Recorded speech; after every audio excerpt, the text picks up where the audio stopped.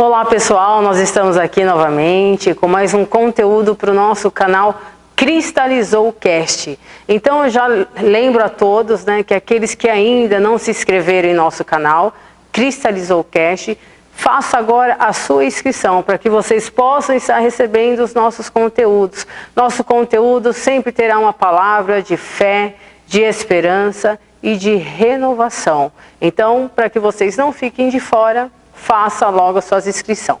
Eu sou a Viviane. Eu sou o Alan. E nós estamos aqui hoje com o nosso convidado, nosso apóstolo, Antônio Cunha. Tudo bem, irmão? Graças a Deus estou bem. É um prazer, Hoje nós estamos até mesmo com uma pessoa aqui internacional, tá? Ele vai falar um pouquinho aí sobre a história dele, vai fazer a apresentação dele, mas ele não é brasileiro. Então nós vamos apresentar aqui nosso irmão Antônio Cunha. Fala um pouquinho da onde você veio para o nosso público, para eles estarem te conhecendo também. Amém. Glória a Deus. Muito obrigado. Primeiro agradecer ao canal por essa oportunidade que estão a dar para aqui falar da minha história. Como já disse a Viviane, eu sou Antônio Cunha, sou moçambicano, lá de África, e eu sou proveniente da zona centro. O meu estado chama-se Sofala, eu venho de uma cidade chamada Beira. Sou natural da Beira e os meus pais, que não estão em vida, eles sempre foram cristãos, eu cresci num berço cristão. Louvo a Deus pelo fato de, muito jovem ainda, o Senhor ter me chamado para dirigir uma igreja. Sou apóstolo e fundador da Igreja Santuário da Redenção. Fora de fazer a obra de Deus, eu também sou trabalhador secularmente. Sou professor e formado em ciências, na área de ensino de física. Sou estudante do segundo ano de engenharia elétrica. Estou a terminar um mestrado em engenharia e gestão de energia. Penso que é uma breve apresentação. Não sei se há mais algo que é importante fazer menção. Não, a gente vai. Já foi uma boa apresentação, Bem rica. Um currículo, currículo pesado. Mas a gente, com o decorrer do bate-papo, a gente ficou conhecendo um pouco mais. Assim, isso é uma curiosidade que eu tenho. Você falou que você é cristão desde berço, Lá, hoje em Moçambique, vamos dizer assim, a maior parte da população, eles são protestantes, cristão, protestante, ou que essa divisão lá? Okay.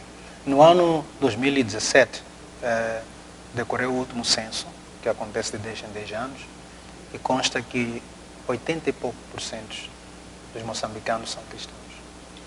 Nossa, é um tem número... Tem uma diversidade, alguns são católicos, outros são protestantes, mas 80 e poucos por cento cristãos. Bacana. E, assim, hoje lá, para você adorar a Deus, tem alguma dificuldade? É tranquilo? Tendo um paralelo aqui com o Brasil, o que você pode nos falar? É importante e é interessante dizer que liberdade de adoração ao Senhor é algo constitucional no meu país. É um Estado laico. Então, isso nos dá um teor, um fundamento de que temos a liberdade de adoração ao Senhor. De tal forma que, apesar dos 80% ou acima disso serem cristãos, cada um tem a liberdade de poder escolher a religião a seguir. Mas esta não é a única coisa. Tem a questão também dificuldades ligadas, vamos dizer, a outros aspectos. Posso assim afirmar que você pode ter uma lei que te protege para adorar ao Senhor, mas ter dificuldade para progredir na adoração ao Senhor.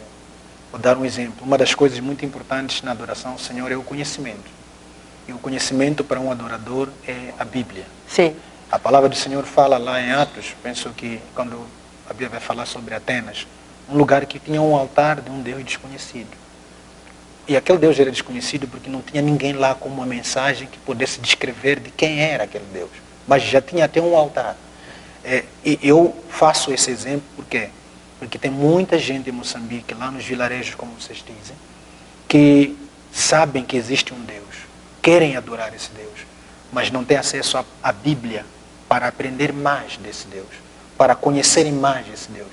Então, acaba sendo algo tão abstrato que o fundamento para fazê-los crescer na fé acaba sendo limitado. A título de exemplo, há lugares em que apenas o pastor é que tem a Bíblia. E tem seguidores que, para ouvirem a palavra, para estudarem a palavra, são dependentes daquela única Bíblia. Então eu olho isso como uma dificuldade. Sim. Vou dar outro exemplo. Existem lugares, agora que está a decorrer esta entrevista, 2, 3 dias atrás, choveu muito em minha cidade. Foram 3 dias de chuva. E tem algumas imagens que nós fomos recebendo dos irmãos lá em Cristo. E o domingo que passou agora, há igrejas que simplesmente não foram adorar o Senhor. Porque está alagado, a igreja não comporta chuvas porque o telhado não está bom. Embora exista essa liberdade política, mas conseguimos ver que ainda há dificuldades. Então é mais ou menos nesse sentido que eu digo que o Estado é laico sim, mas existe um pouco de receio por parte de não só o governo, mas também as próprias limitações econômicas, de tornar essa adoração e essa acessibilidade à palavra algo mais eficaz. Né? Tem essas limitações. E, assim, caso também, como é uma dificuldade física, se pudesse, físico, eu digo a Bíblia, por exemplo, algo físico, poderia ser, alguém consegue ajudar com doação? Como que poderia ajudar? Mandaria daqui para lá, ou nós poderíamos mandar um valor para poder comprar essa Bíblia? Chegaria até essas pessoas? Como que poderia? A melhor forma de acessar a palavra de Deus, como que seria? Até mesmo assim, auxílio que ele está falando, né? Na verdade é uma pergunta que já estamos nos fazendo desde que eu estou aqui no Brasil, porque há pessoas com vontade de fazer. Mas existe a questão, por exemplo, é possível juntar umas 100 Bíblias aqui, mas agora para levar essas 100 Bíblias no avião tem um custo. Pode até vir a ser mais sábio pegar essas Bíblias em valor e ir em um ponto de venda de Bíblia em Moçambique, adquirir as Bíblias para distribuição. Porque estas mesmas Bíblias que estão lá em Moçambique muitas vezes entraram por caminhos de missões, que é exatamente para dar também acesso. Mas como tiveram custos para lá chegarem, elas não estão gratuitas. Então, esse seria um caminho onde as Bíblias podiam ser enviadas em valor monetário e lá serem adquiridas. Estaria desta forma a fugir da dificuldade em transportar, mas existindo, por exemplo, agências que têm abertura para trabalhos de missões, que podem, se calhar, criar viabilidades para que a Bíblia fisicamente chegue lá, também seria uma grande bênção. Digo isso porque nas grandes cidades que tem lá no país, tem algumas livrarias.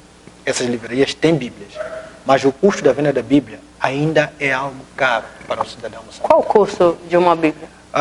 Não existe praticamente nenhuma Bíblia abaixo de 300 meticais. 300 meticais é só fazer esse valor por 12, por ali.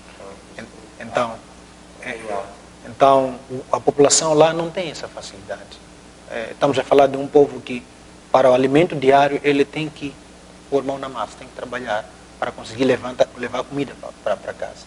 Não é? Às vezes a gente pode olhar num ângulo amplo e pensar naquelas pessoas de elite, que normalmente podem comprar uma Bíblia e tal, mas tem muito mais pessoas, e é a maior parte das pessoas, que não tem essa facilidade. E isso é uma grande dificuldade para o Evangelho, porque é muito fácil aqui dar no seminário, todo mundo tem uma Bíblia, ele pode fazer a sua anotação, fazer a sua verificação, chega em casa, tem uma outra versão para voltar a estudar, mas você vai para os vilarejos, você encontra a pessoa, ele está lá para ouvir e colocar na mente, e não tem como fazer a verificação. Não é? Isso é algo que está, de alguma forma, atrasar o crescimento do Evangelho, mas mesmo assim, veja só, que 80%, mesmo sem ter todo esse recurso, já aceitaram o Senhor Jesus. E essas pessoas, assim, em que momento da vida que tem acesso, né, ao Evangelho, que eles venham a se converter? Existe, assim, alguma matéria escolar? Existe algum protocolo a seguir? Ou são missões? Como que chega o acesso para as pessoas terem o Evangelho como uma religião? Historicamente falando, a Igreja Católica é que entra em Moçambique, A princípio. em fase de guerra, para ajudar. E pela história do meu país, por volta dos anos 1980, 81, logo depois da independência, eu penso que foi um ato de tentar organizar o país sem o estrangeiro.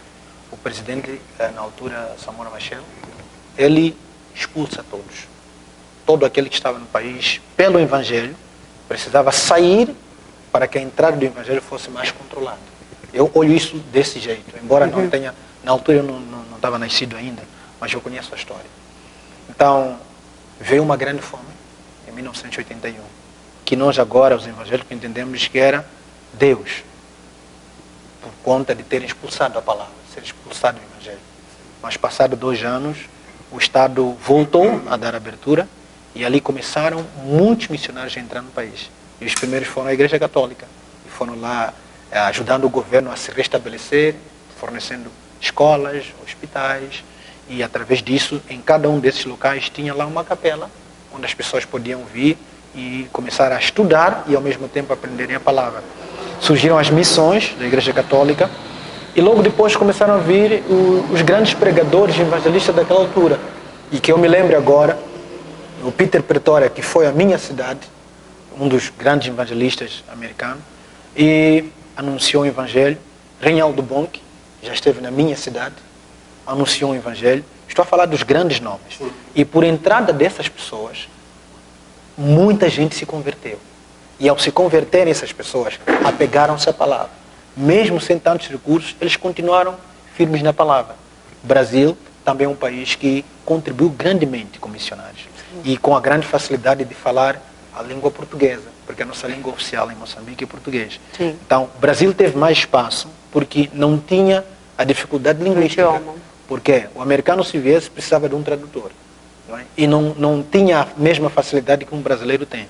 O brasileiro podia vir e entrar até os vilarejos, falar português, porque em cada vilarejo, embora existam dialetos locais, sempre tem alguém lá que entende o português, que podia explicar, podia interpretar. Então, Moçambique é fruto de missões.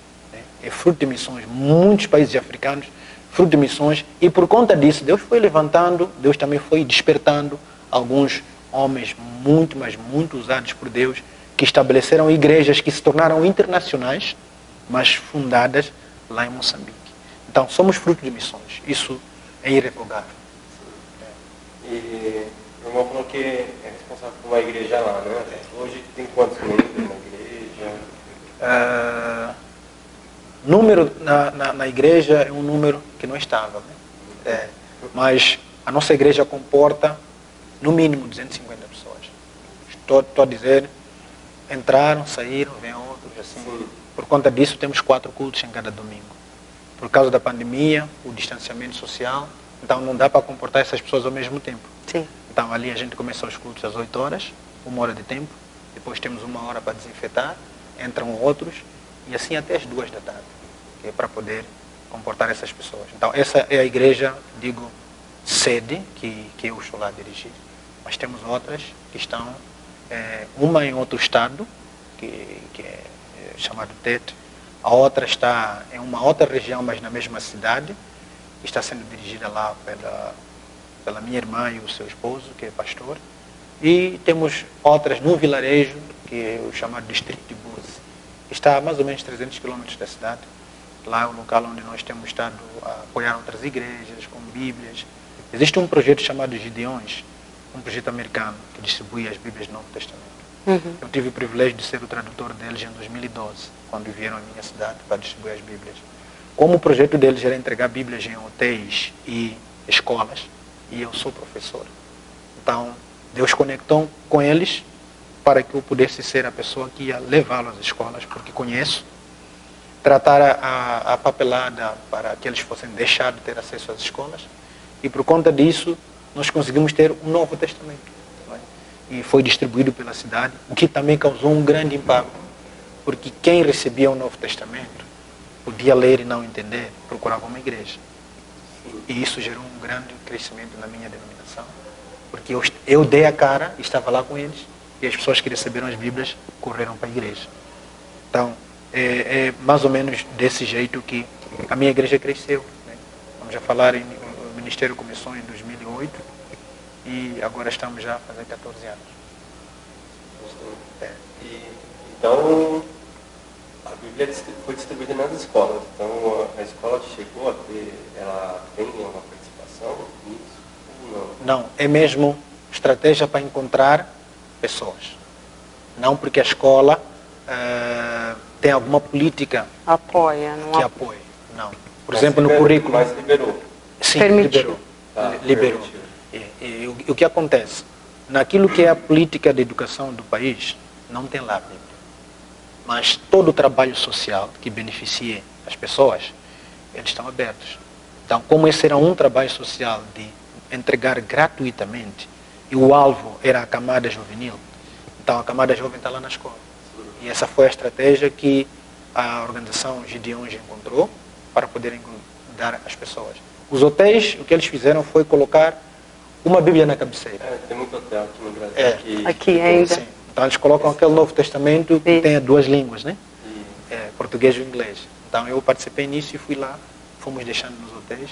E nas escolas eles dão uma palestra de 10, 15 minutos falando de Jesus e depois distribuem as Bíblias e eles indicam, olha, se você quer aprender mais, procura uma igreja. E lá tu vais aprender mais. Então, é mais ou menos assim o histórico da igreja que eu estou a dirigir. E assim, antes mesmo da gente iniciar a gravação, até fiz uma pergunta para você que tinha essa curiosidade, né? Você estando aqui no nosso país e enxergando o acesso que nós temos à Bíblia, o acesso que nós temos à internet, o acesso que nós temos à própria informação, né? A Bíblia diz que o povo perece por falta de conhecimento. Isso.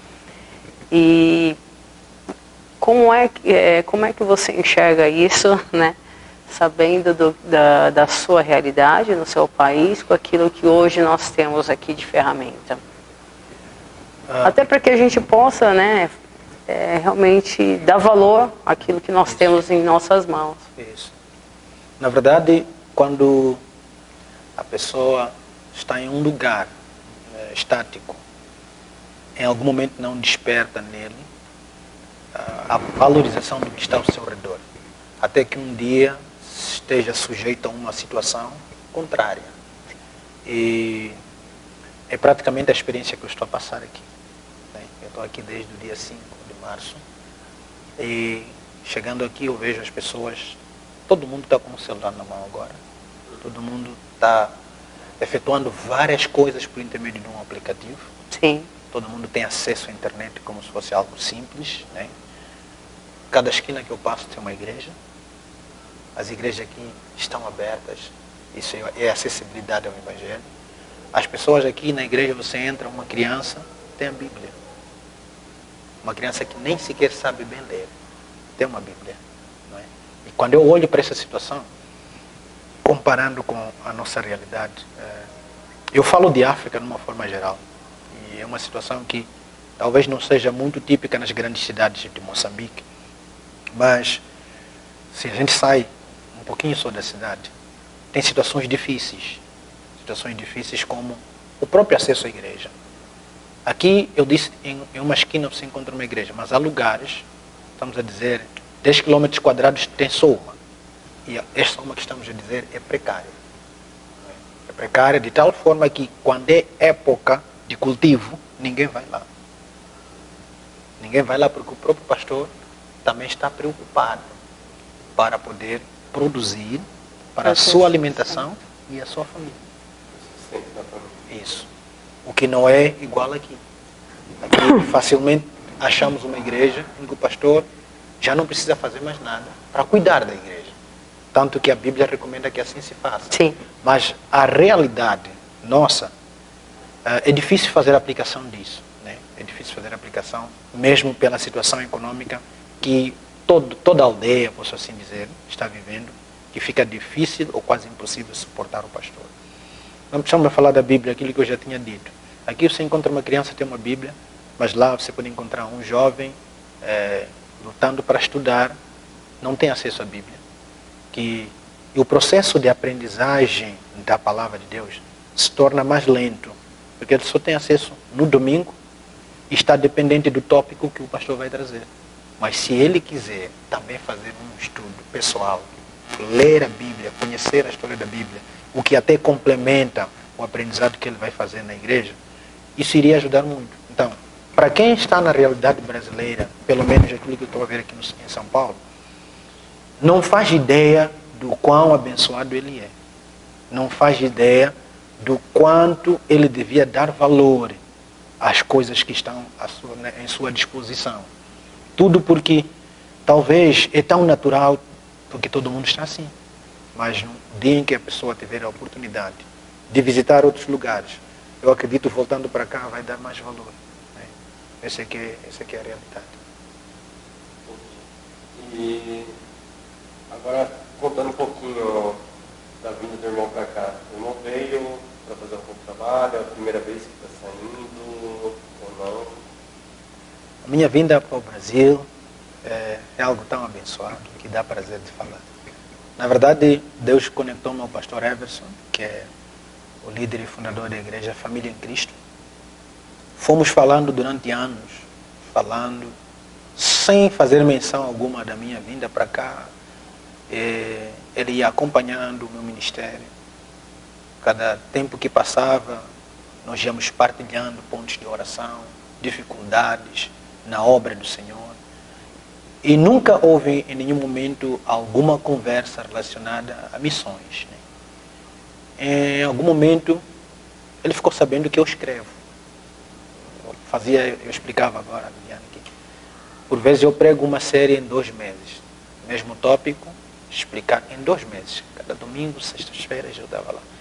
E para pensar numa anotação de 2 meses. É uma coisa grande. E pegar aquela anotação para fazer uma sintetização ou para fazer mais um desenvolvimento mais aprofundado, já é um manuscrito grande. Então, nunca fiz com intenção. Mas Deus ia sempre pressionando, porque toda vez que eu preparava um sermão, eu fazia questão de torná-lo o mais descritivo possível. Não é? Eu penso que é mais pela minha inclinação de ensinar. Sim. Então, eu tornava o mais descritivo possível. E foi ficando uma anotação aqui, uma anotação ali. E em algum momento fiz menção do assunto, porque Deus ia me cobrando sobre isso. Deus ia me cobrando. Algumas pessoas até, quando eu publicava no Facebook alguma anotação do que eu acabava de pregar, algumas pessoas comentavam lá, seria muito bom que transformasse isso num livrinho, que pudesse alcançar mais pessoas. E isso era, vamos dizer, era um sonho muito grande. Falaram comigo isso, porque nós não temos acesso a editoras lá no nosso país. Mas Deus ia falando, então eu ia orando e eu dizia, Deus, se essa é a sua vontade, que as portas se abram. O Senhor me dê a indicação que realmente tem que fazer isso. Então foi quando numa dessas conversas o pastor Everson menciona que ele tinha uma gráfica e uma editora. E que ele estava aberto para fazer a publicação de um livro meu. Bom, a partir daquele instante, aquela chama que ardia dentro de mim começou a fazer mais sentido. Sim. Então comecei a dedicar-me a escrever vários tópicos. É uma lista de quase 5 já manuscritos que podem se tornar livros. Então, quando Deus começou a falar muito a respeito do fim de uma vida estagnada, porque na verdade eu venho de uma vida estagnada. Então, quando eu escrevo o livro O Fim de uma Vida Estagnada, eu encontro na Bíblia algo para ensinar a Igreja de Cristo, mas que aquilo tinha uma descrição do processo pelo qual passei desde que eu perdi os meus pais. E mesmo assim, eu não ter me desviado da fé, sem sustento, eu ter me formado no ensino superior e ainda ter tempo para cuidar de pessoas na obra do Senhor. Então, eu retrato isso e foi o que mais incendiou o meu coração para escrever a respeito disso.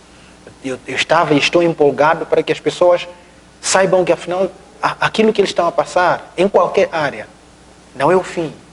Através de Cristo, através da palavra, é possível sair disso. Então, foi ali que eu fui escrevendo e penso que foi em setembro do ano passado, mandei ao pastor Everson. E ele, com o trabalho técnico que eles têm na gráfica, foram analisando isso e aquilo e fomos conversando. E lá mesmo em Moçambique, tenho lá um obreiro que é bom em arte. Ele fez a capa, mandei para cá, eles já aprovaram, gostaram muito da capa. E no meu trabalho, tenho uma colega de língua portuguesa, pedi que ela fizesse as correções, e ela aceitou, pegou, fez a correção, mandei aqui para a editora, estava tudo tranquilo. Então ficou agora o desafio de eu vir para cá, para presenciar o lançamento, e ao mesmo tempo conhecer o pastor Everson, poder agradecer pessoalmente. E aí começaram as dificuldades de como é que eu podia ser liberado no trabalho, como é que eu podia pagar a minha passagem. E quando estávamos próximos da realização disso, foi que veio a nova variante da pandemia em novembro do ano passado. Já com tudo arrumado, tivemos que cancelar e comprei uma passagem para março. Então, através disso, no dia 5 de março, cheguei aqui em São Paulo e o pastor Everson me recebeu. Estando cá, o trabalho gráfico do livro foi efetuado, a impressão foi feita e agora está marcada a publicação no domingo, dia 27. Vamos ter um culto na Igreja Família de Cristo.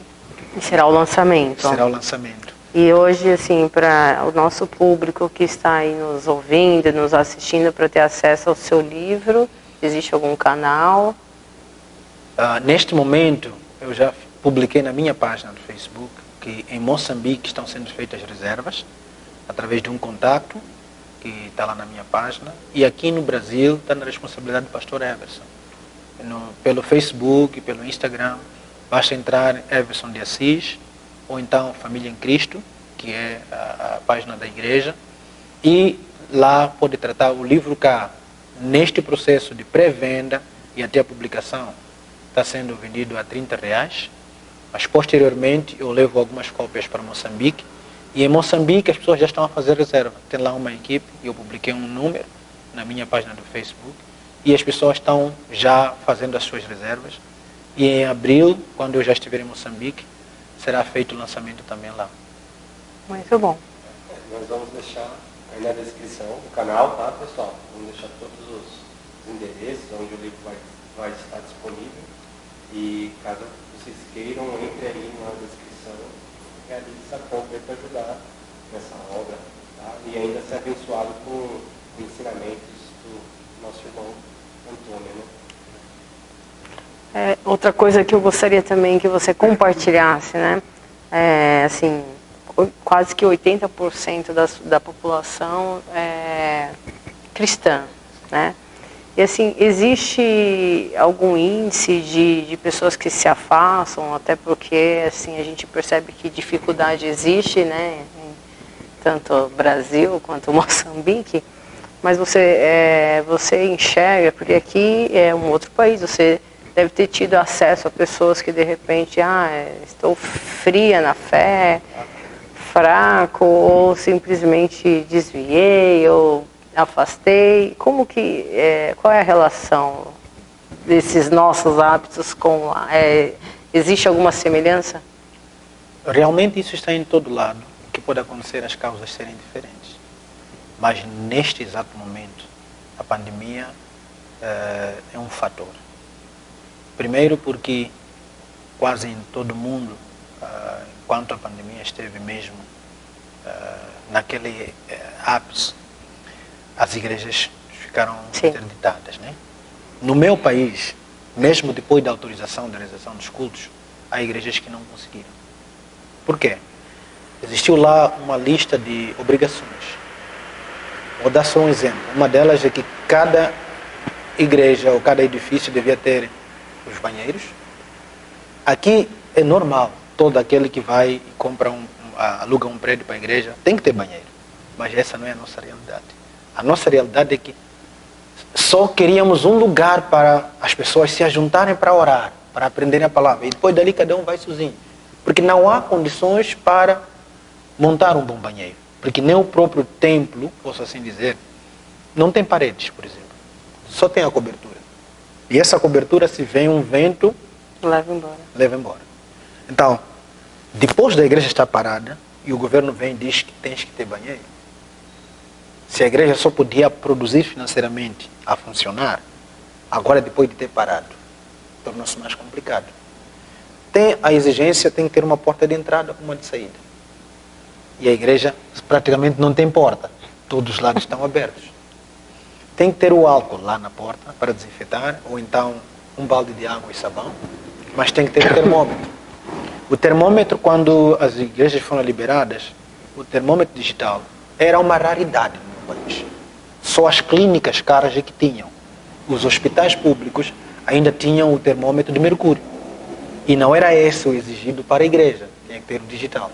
Acreditem que há igrejas que até hoje não estão a congregar, porque não tem um termômetro. Não tem como comprar um termômetro. Então, isso podia ser usado como uma causa, não diria de desistência, mas de inexistência de possibilidade de continuar. Porque desistir muitas vezes acontece pelo fato de a pessoa estar, vamos dizer, fraca na fé, ou estar desapontado com alguma doutrina, e a pessoa acaba se afastando. Mas aí a situação é, não há condições materiais de voltar a congregar. E enquanto a pessoa não se alimentar na palavra, não praticar a sua fé, claro, as outras coisas vão ganhando espaço. E em muitos lugares, essa é a realidade que está acontecendo. E eu acredito que o próximo censo, o gráfico vai descer. Por conta disso e de várias outras coisas. A cidade em que eu estou agora foi devastada por uma catástrofe em 2019, o ciclone Idai.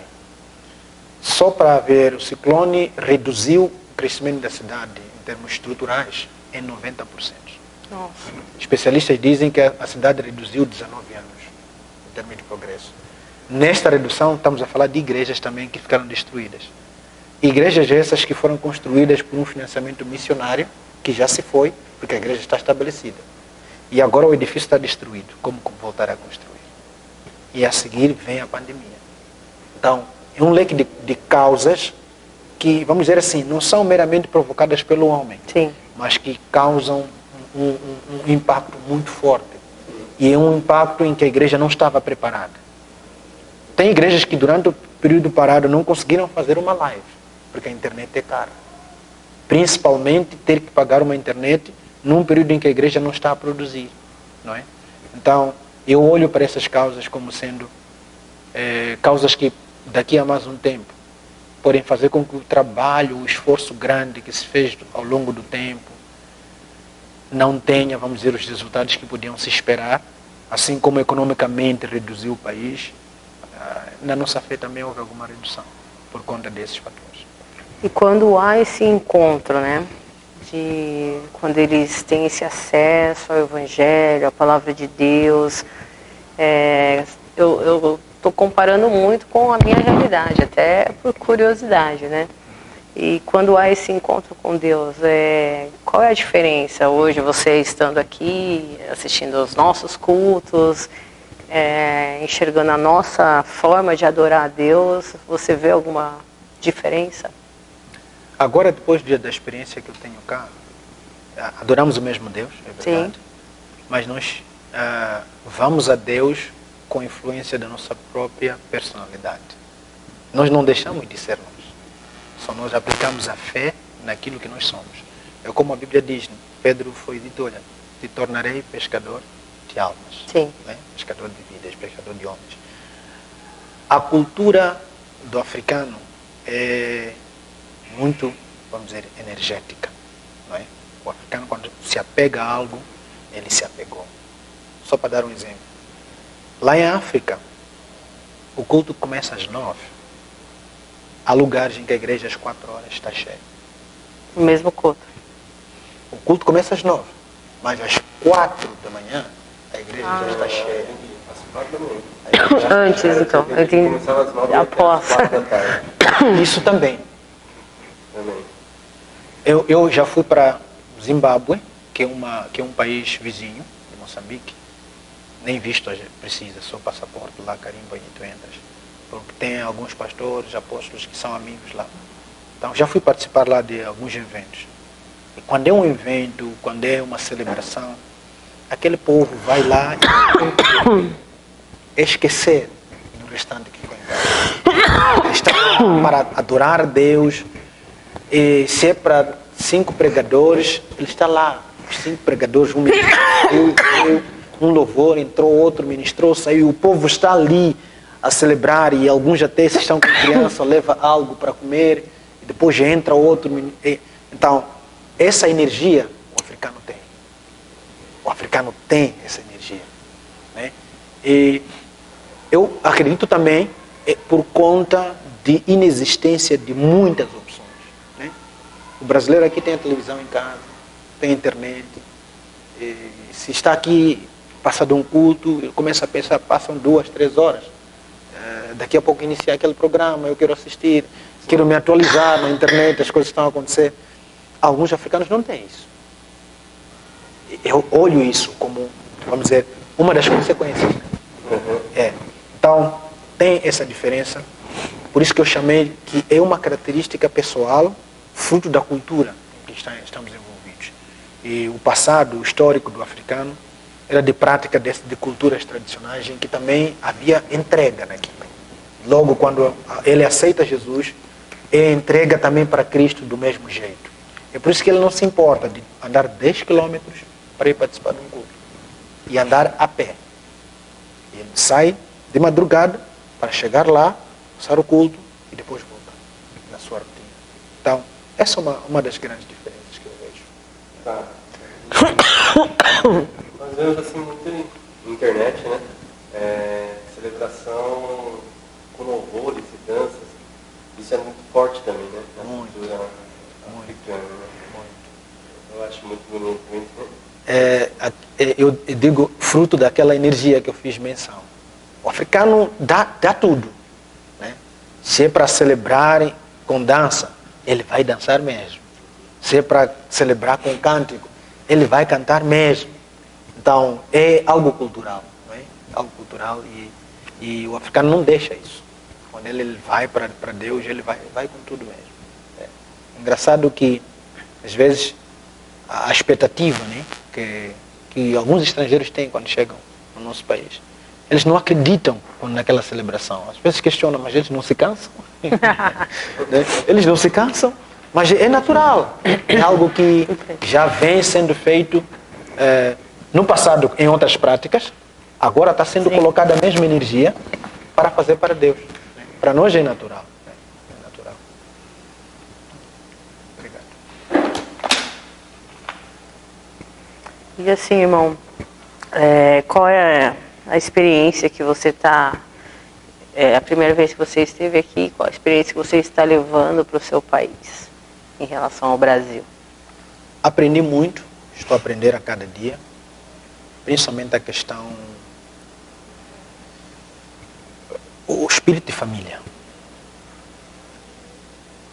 Não apenas pela convivência que eu estou tendo na casa do pastor Everson, que está me acolhendo, mas a igreja em si tem muito acolhimento, desenvolve muito afeto. As pessoas têm a liberdade e a facilidade de aprender a amar o seu próximo, abraçar o seu próximo. Não que em África não aconteça a mesma coisa, mas aqui já existe a vantagem cultural. Vocês já carregam isso na cultura. Olho também para o Brasil e vejo o nível de, vamos dizer, organização. Eu fiz menção antes de começarmos a gravar, que se você pensa em um prédio para a igreja, no meu país, não consta muitas vezes da lista de necessidades ter um lugar específico para acomodar as crianças, uma cantina, bons banheiros. Chegando aqui e observando coisas do gênero, em quase 10 já igrejas que eu passei, eu vejo isso.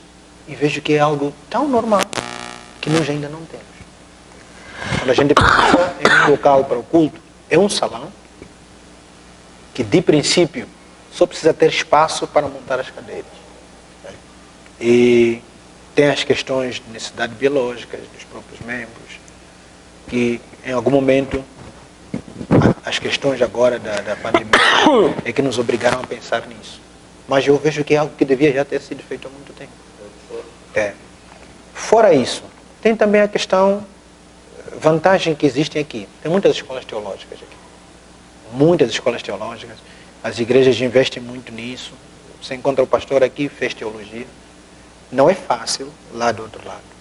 Eu fiz a teologia debaixo de um esforço muito grande. E agora o governo moçambicano exige para o registro da igreja que o pastor seja formado. E já começou a despertar no povo cristão, especialmente na liderança, a vontade de fazer. Mas onde fazer é que é o problema. De tal forma que na minha cidade não passam de 2 escolas oficiais. 2. E as outras são mais por correspondência, cursos assim de 1 ano, 2 anos, mas a exigência do Estado é que a pessoa ou o líder eclesiástico tem que ter no mínimo de 4 anos de formação, né? 4 a 3 anos de formação com um diploma de teologia. Aqui é a coisa natural, é algo que, mesmo que a pessoa não queira ir para a igreja, ele pode matricular-se numa escola teológica e aprender a teologia, né? Sim. Existem até universidades aqui online, coisas como essas. Lá nós não temos coisas, esse acesso todo. Tudo é presencial lá. Esse presencial é que é raro de encontrar também. Entendi. Porque mesmo o online tem o fator internet, que para você fazer o custo da internet, né? Então, é algo que eu pego, e tem também a questão acesso à Bíblia. Aqui, se nós formos ao centro da cidade, em cada esquina tem um lugar a vender a Bíblia. E eu penso que na moeda brasileira, a Bíblia não está cara, né? O brasileiro pode ter uma Bíblia, 1, 2, 3 Bíblias. Mas é uma realidade que nós não temos lá, que seria muito bom que o acesso à Bíblia fosse do mesmo jeito.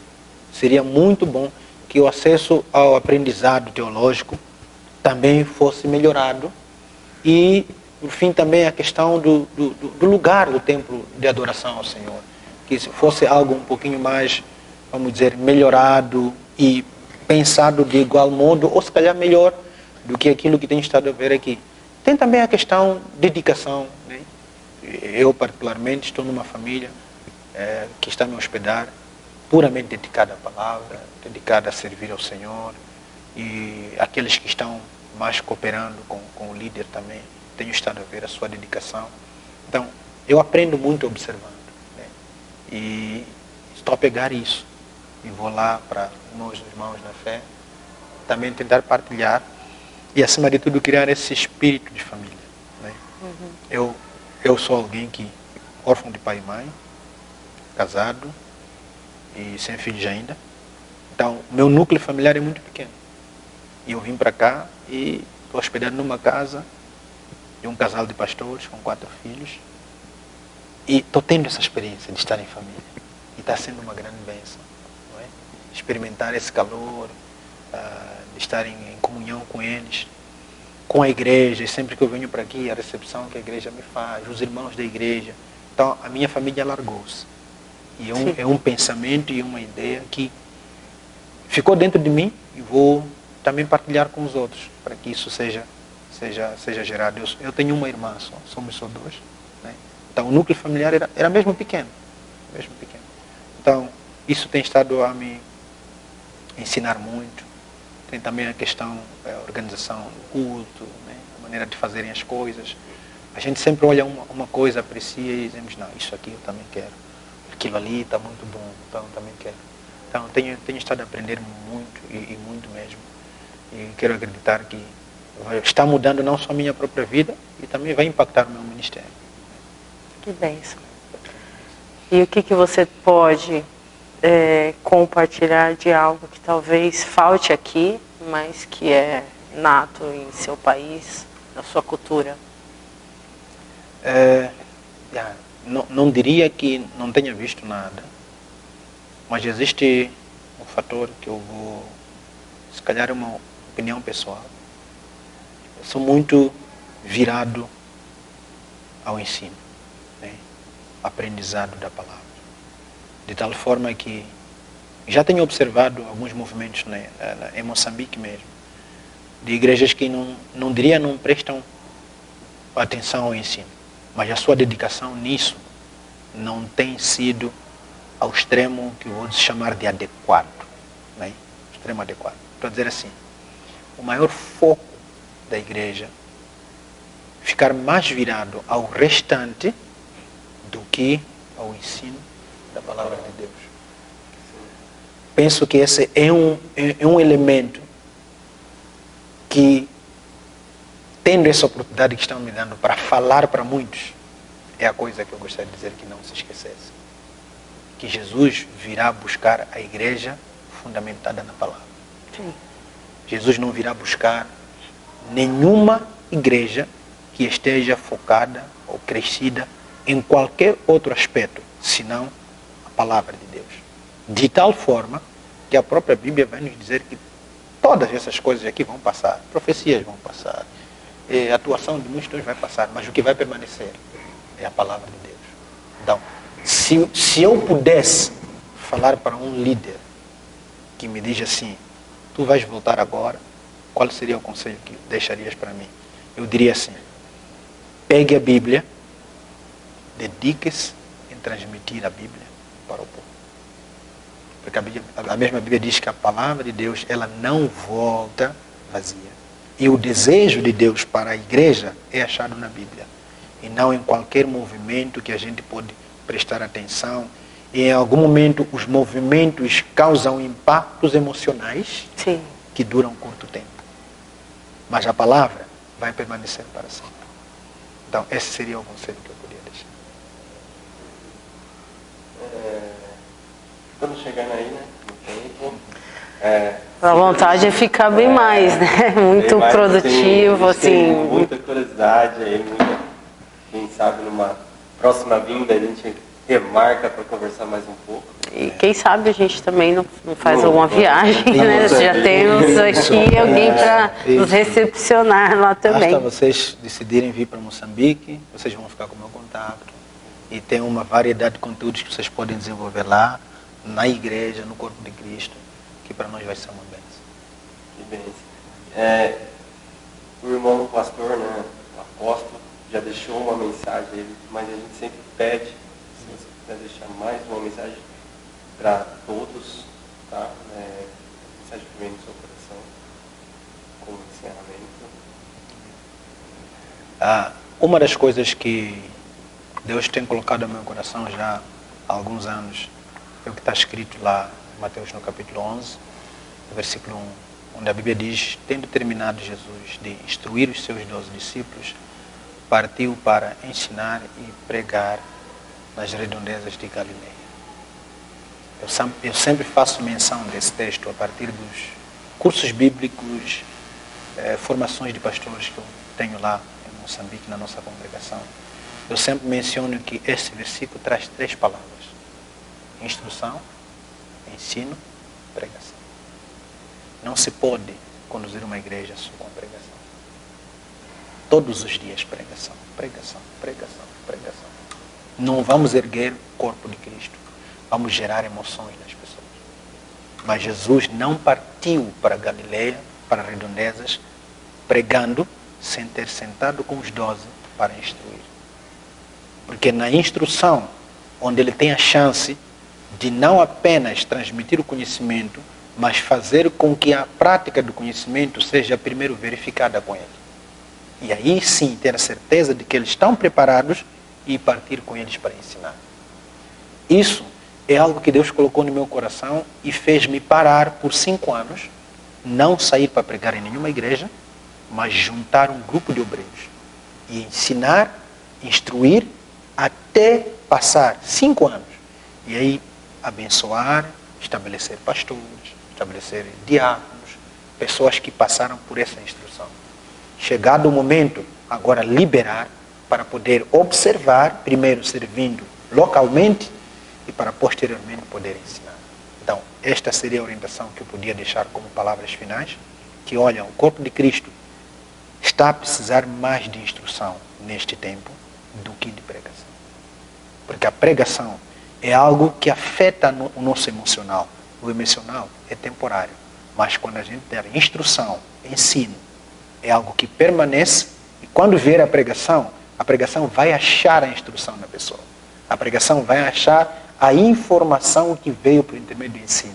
E ali vai ativar as coisas de Deus na pessoa. Então, essa seria a orientação que eu deixaria. Amém.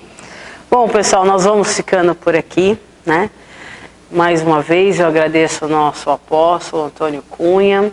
Nós vamos deixar aí também na descrição aí todos os contatos. Agradecemos também ao pastor Everson por ter aberto as portas da igreja aqui, para nós estarmos conversando com o apóstolo Antônio Cunha. E logo mais também vamos estar fazendo um bate-papo aí com o pastor Everson. E como foi dito, vamos deixar aqui na descrição do canal todos os dados do nosso amigo aqui, do nosso apóstolo Antônio Cunha, descrição de onde pode ser comprado o livro e ajudas também, né? Nós deixaremos aí então na descrição do nosso canal. Pessoal, nós pedimos novamente a todos que aqueles que ainda não se inscreveram, se inscrevam no canal Cristalizou Cast. Muito obrigada, Antônio Cunha. Foi um prazer estar aqui com você, né, compartilhando a cultura de vocês, o modo que vocês cultuam a Deus lá, compartilhando conosco. Nós aprendemos aqui muito também e eu agradeço. Muito obrigada. Também sou grato, que Deus seja louvado e que Deus continue abençoando esse canal. Amém. Amém. Amém? Tchau, tchau, pessoal. Pessoal, fiquem na paz. Muito obrigada. Até mais.